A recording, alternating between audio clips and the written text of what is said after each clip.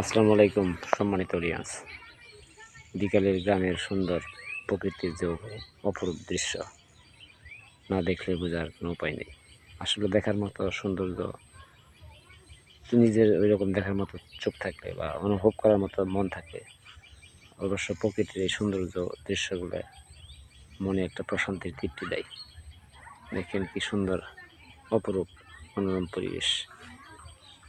এদিকে আর নিচের দিকে ঢালু পানি, কচুরিপানা, নতুন পানির আগমন, জঙ্গল, সুন্দর আল্লাহর অকৃত্রিম সৌন্দর্য ঢেলে সাজিয়েছে আল্লাহ এই প্রকৃতি।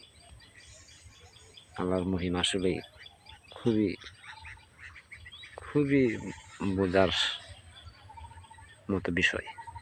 একটু ভাবেন আল্লাহ কত সুন্দর করে পৃথিবী সৃষ্টি করছে, মন থেকে ভেবে দেখেন।